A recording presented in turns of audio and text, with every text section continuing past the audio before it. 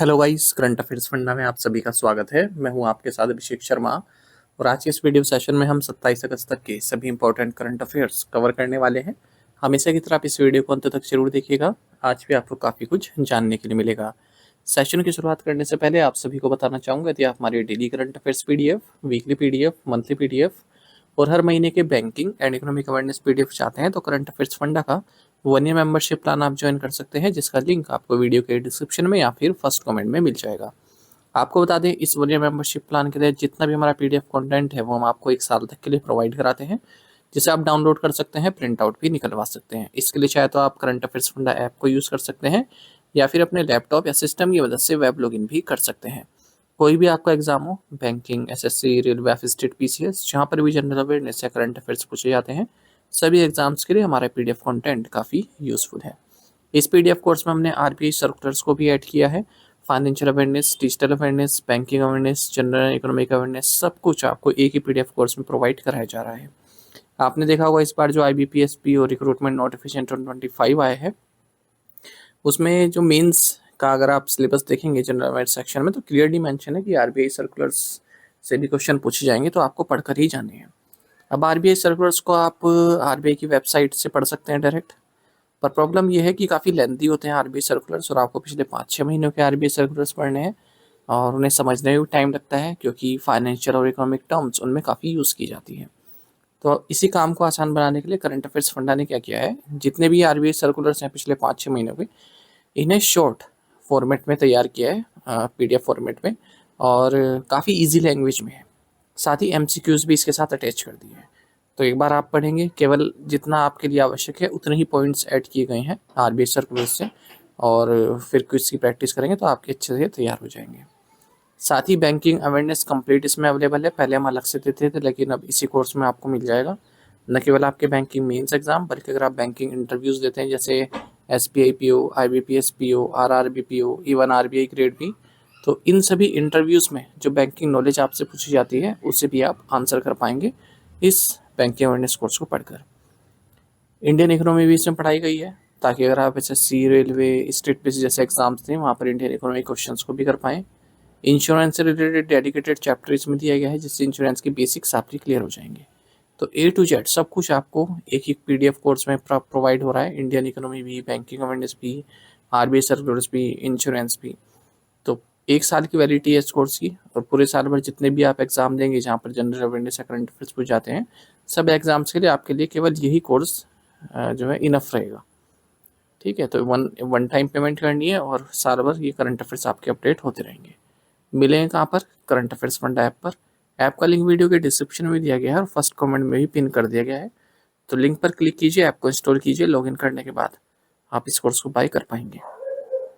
फिर भी कोई डाउट अगर आपका रहता है तो हमारा कस्टमर केयर नंबर है 8448169188। इस पर आप कॉल कीजिए या फिर व्हाट्सएप करके भी जानकारी प्राप्त कर सकते हैं। तो बिना किसी देरी के शुरुआत करेंगे इस वीडियो सेशन की। सेशन की शुरुआत हमेशा की तरह क्वेश्चन ऑफ द डे से करेंगे, जिसका आंसर आपको अभी कमेंट बॉक्स में करना है। पूछ रहे हैं कि ओपन एआई भारत में अपना पहला कार्यालय या ऑफिस कहाँ खोलेगा?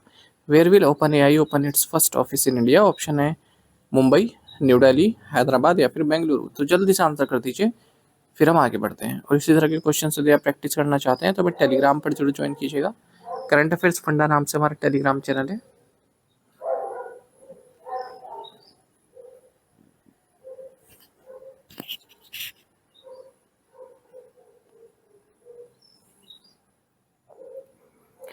Where is the world lake day celebrated annually? पूछ रहे हैं कि विश्व झील दिवस कब मनाया जाता है? ऑप्शंस आपके सामने हैं। सही आंसर ऑप्शन सी है, अगस्त 27।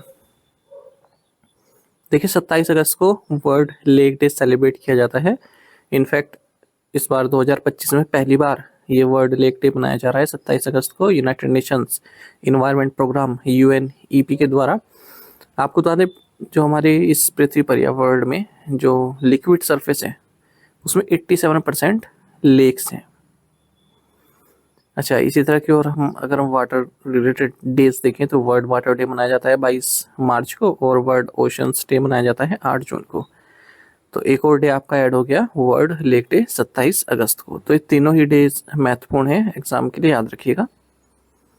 Where was the Commonwealth weight lifting championships where Mirabai Chanu won gold held? राष्ट्रमंडल भारोत्तोलन चैंपियनशिप जिसमें मीराबाई चानू ने स्वर्ण पदक जीता, कहाँ आयोजित की गई? ऑप्शंस आपके सामने हैं। सही आंसर ऑप्शन बी है Ahmedabad, Gujarat. Former world champion and Olympic medallist Mirabai Chanu ने गोल्ड मेडल जीता है कॉमनवेल्थ वेट लिफ्टिंग चैंपियनशिप जो कि अहमदाबाद, गुजरात में हुई है। टोटल वेट इन्होंने 193 केजी का उठाया है, जिसमें 84 केजी तो स्नैच में और 109 केजी क्लीन एंड जर्क में। और टॉप स्पोर्ट इन्होंने हासिल किया है। साथ ही ग्लासगो स्कॉटलैंड में होने वाले 2026 कॉमनवेल्थ गेम्स के लिए भी डायरेक्ट क्वालिफाई किया है। दूसरे नंबर पर भारत की सौम्या सुनील तालवी रही हैं, जिन्होंने 170 केजी लिफ्ट किया है, सिल्वर मेडल जीता। और नाइजीरिया की प्लेयर ने ब्रॉन्ज मेडल जीता है। अच्छा, पहले जो है 49 केजी में पार्टिसिपेट किया करती थी मीराबाई चानू, लेकिन ये वेट कैटेगरी अब डिसकंटिन्यू कर दी है इंटरनेशनल वेट लिफ्टिंग फेडरेशन ने। तो अब चानू 48 केजी डिवीजन में कम्पीट करती है। अच्छा, तो ये कंपटीशन गुजरात में हुआ है। गुजरात और भी कई सारे इवेंट्स होस्ट करने वाला है फ्यूचर में, जैसे एशियन वेट लिफ्टिंग चैंपियनशिप 2026 में, आर्चरी एशिया पैरा कप 2026 में, world police and fire games 2029 में और कॉमनवेल्थ गेम्स 2030 अहमदाबाद में। Who has been appointed as Vice President and Chief Risk Officer of the New Development Bank (NDB)? New development bank के उपाध्यक्ष और मुख्य जोखिम अधिकारी के रूप में किसे नियुक्त किया गया है? राइट आंसर ऑप्शन ए है Rajiv Ranjan. New development bank के बोर्ड ऑफ गवर्नर्स ने राजीव रंजन को वाइस प्रेसिडेंट और चीफ रिस्क ऑफिसर नियुक्त किया है न्यू डेवलपमेंट बैंक का 5 साल के लिए।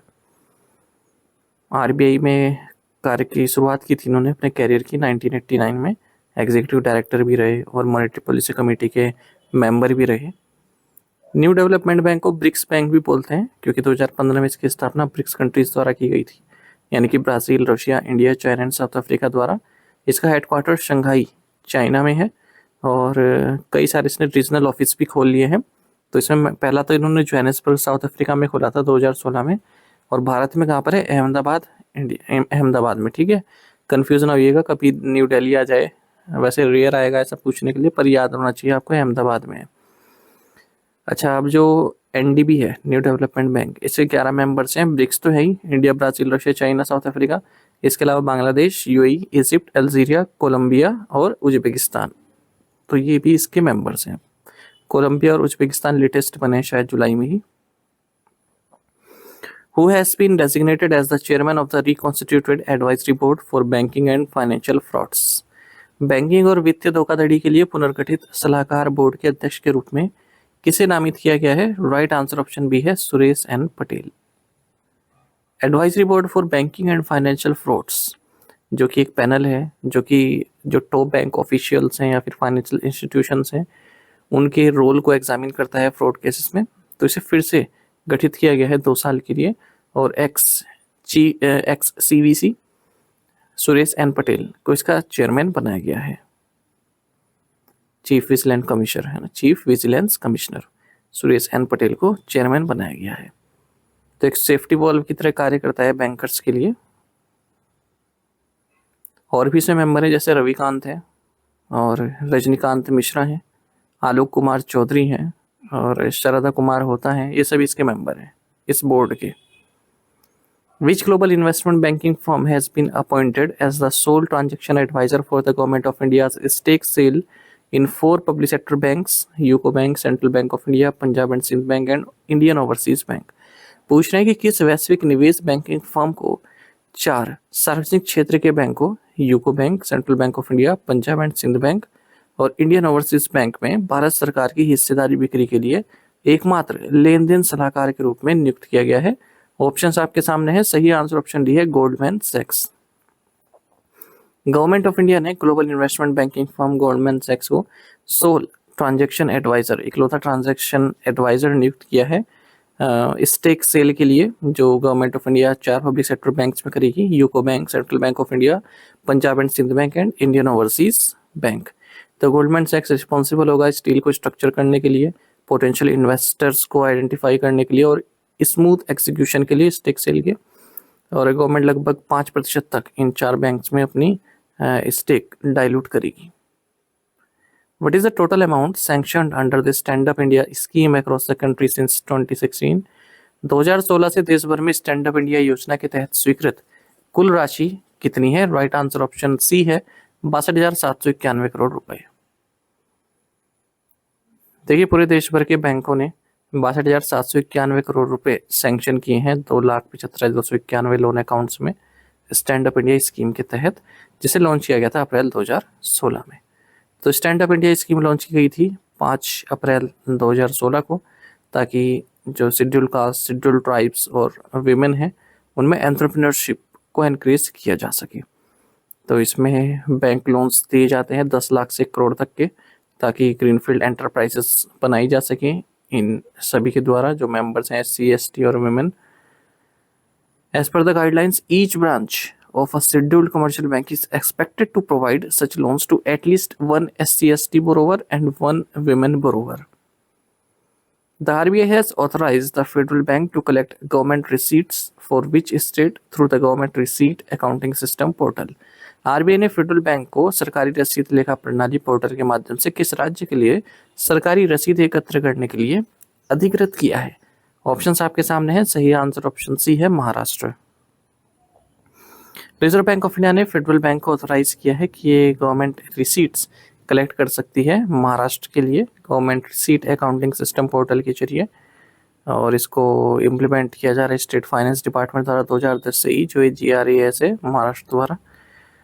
ठीक है, तो जो भी टैक्स वगैरह हो तो वो फेडरल बैंक के जो भी फेडरल बैंक के कस्टमर हैं वो फेडरल बैंक के जरिए ही अपना पे कर सकते हैं।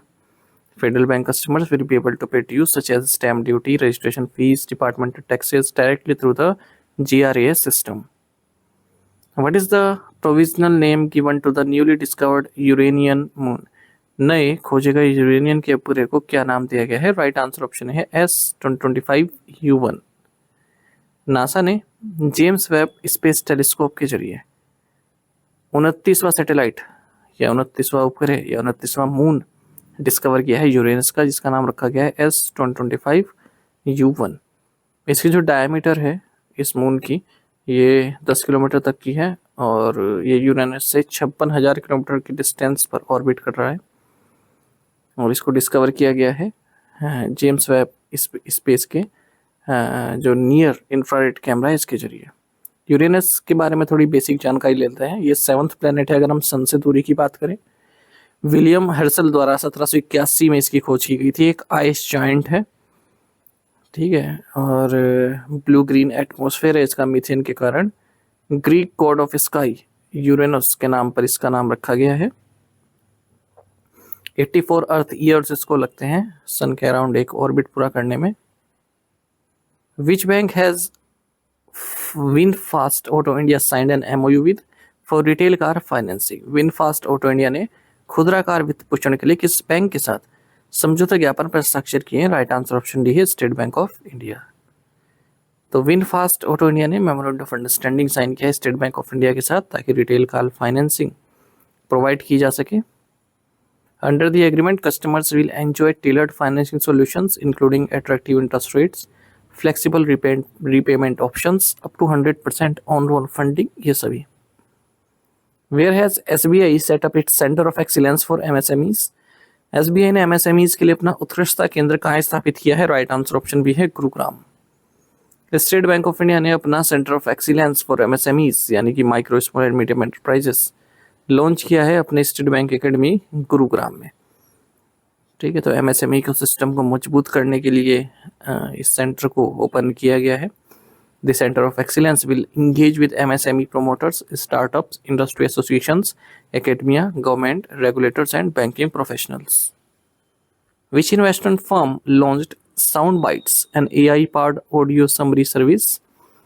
किस निवेश फर्म ने AI संचालित ऑडियो सारांश सेवा Soundbites लॉन्च की है? राइट आंसर ऑप्शन ए है एक्सिस कैपिटल। तो एक्सिस कैपिटल ने Soundbites लॉन्च किए, जो कि एक AI जनरेटेड ऑडियो समरीज है, यानी कि जो सिक्योरिटी रिसर्च रिपोर्ट्स होती हैं उनको ऑडियो फाइल में आप सुन सकते हैं। इस तरह से भारत में पहला इन्वेस्टमेंट बैंक बन गया जिसने इस तरह का artificial intelligence powered audio summaries launch किया है। जैसे म्यूचुअल फंड्स होते हैं या फिर पेंशन फंड्स होते हैं, तो डेली इनके पास कई तरह की रिपोर्ट्स आती हैं। अब उनको पढ़ना एक हेक्टिक टास्क है, तो आप क्या कर सकते हैं, केवल 2 मिनट की ऑडियो में उनका ब्रीफ सुन सकते हैं ऑडियो फाइल में। Which Japanese bank has received RBI approval to acquire up to 24.99% stake in Yes Bank? किस जापानी बैंक को यस बैंक में 24.99% तक हिस्सेदारी हासिल करने के लिए आरबीआई की मंजूरी मिल गई है? राइट आंसर ऑप्शन डी है, Sumitomo Mitsui banking corporation. Japan के सुमितोमो मित्सुई बैंकिंग कॉरपोरेशन ने रिजर्व बैंक ऑफ इंडिया का अप्रूवल प्राप्त कर लिया, जिसके जरिए 24.99% स्टेक एक्वायर कर सकती है, ठीक है, यस बैंक में।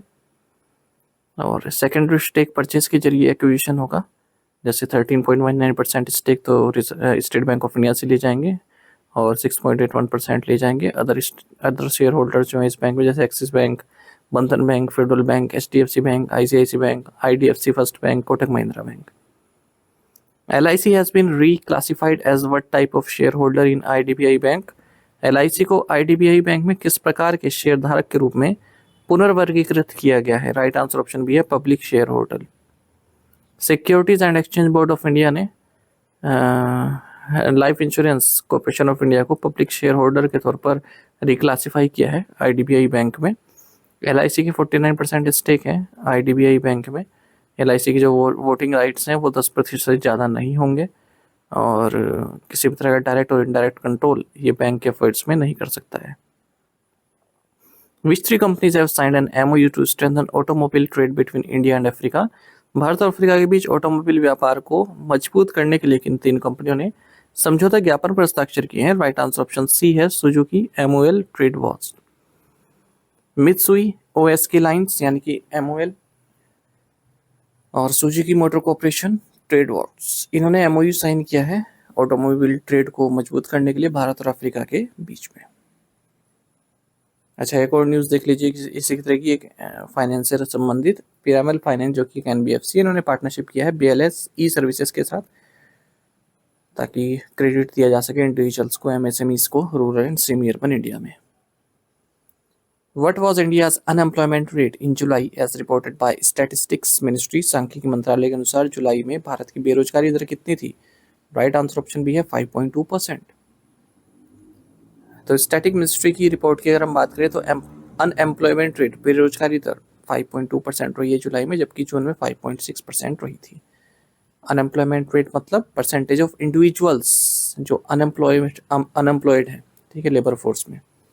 लेबर फोर्स पार्टिसिपेशन रेट की अगर हम बात करें 15 साल या इससे ऊपर के लोगों में तो 54.9% रहा है जुलाई में, जबकि जून में 54.2% था। और रूरल एरियाज में 56.9% रहा, अर्बन एरियाज में 50.7% रहा है।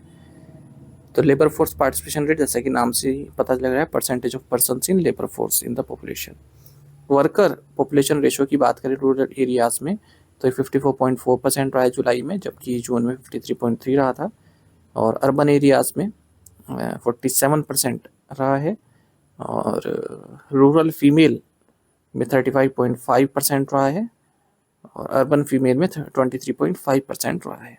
ओवरऑल जो फीमेल वर्कर पॉपुलेशन रेशो है ये 31.6% रहा है जुलाई में। हाल ही में फिच रेटिंग ने भारत के लिए कौन सी सॉवरेन रेटिंग निर्धारित की है? राइट आंसर ऑप्शन डी है, BBB-। फिच रेटिंग्स ने इंडिया की जो सॉवरेन रेटिंग है वो BBB- का है, स्टेबल आउटलुक के साथ, और GDP ग्रोथ 6.5% रहेगी मार्च 2026 को जो हमारा फाइनेंशियल ईयर एंड होगा। 14 अगस्त को S&P ग्लोबल रेटिंग ने भी भारत की जो सॉवरेन रेटिंग है उसको अपग्रेड किया था, BBB कर दिया था, BBB नेगेटिव से, और 18 सालों में पहली बार भारत को अपग्रेड किया गया। और ये इसलिए है, कुछ रिफॉर्म भी भारत के द्वारा किए जा रहे हैं, जैसे GST रिफॉर्म होगा अब, तो 2 टियर रेट स्ट्रक्चर हो जाएगा अब GST का, 5% और 18% रहेगा, और 12-28% की जो स्लैब है वो हट जाएगी, और एक 40% की भी स्लैब रहेगी, 5-7 गुड उसमें भी आएंगे। टू द पॉइंट क्वेश्चन, उनके आंसर्स देख लेते हैं। वेर इज मारबात उत्सव celebrated? Nagpur. India will land on the moon by the year 2040। By the year 2035 India will establish the Bharatiya space station. Dhirio is a popular form of traditional bull wrestling in which state? Goa. Which state was crowned as the champions of the 15th Hockey India Junior Women National Championship 2025 after defeating Haryana? Answer is Jharkhand. To the point question देखें, इनके answer आपको भी करना है comment box में। Where is Lipulekh pass? Which company pulls out as Team India's primary sponsor following the passage of Online Gaming Bill 2025? Which ministry implements special assistance to the states for capital investment scheme? Former Axis Bank Deputy MD, this assumed charge as MD of IndusInd Bank for a period of 3 years. This state is the number one state in UPI uses, followed by Karnataka, Uttar Pradesh, Telangana, Tamil Nadu, according to SBI's Economic Research Department. तो इन पांचों questions के answer आपको comment box में करने हैं। ज़्यादा से ज़्यादा संख्या में पार्टिसिपेट करने की कोशिश किया कीजिए। देखिए केवल 2-3 ही एस्पिरेंट है जो डेली आंसर कर रहे हैं, तो ऐसे मत कीजिए, ज़्यादा से ज़्यादा संख्या पार्टिसिपेट किया कीजिए आप लोग। इससे आपको काफ़ी कुछ सीखने के लिए मिलता है। साथ ही हमें टेलीग्राम पर जरूर ज्वाइन कर लीजिएगा। करंट अफेयर्स फंडा नाम से हमारा टेलीग्राम चैनल है। यहाँ पर हम रेगुलर वीडियो अपडेट्स और करंट क्विज़ आप सभी के लिए डालते रहते हैं। साथ ही डिस्कशन ग्रुप में आप किसी भी क्वेश्चन का सोल्यूशन पा सकते हैं, ठीक है। और टेलीग्राम में कोई भी आपका डाउट हो किसी भी क्वेश्चन संबंधित या सिलेबस संबंधित, वो भी आप हमसे पूछ सकते हैं। चलिए, थैंक यू गाइस।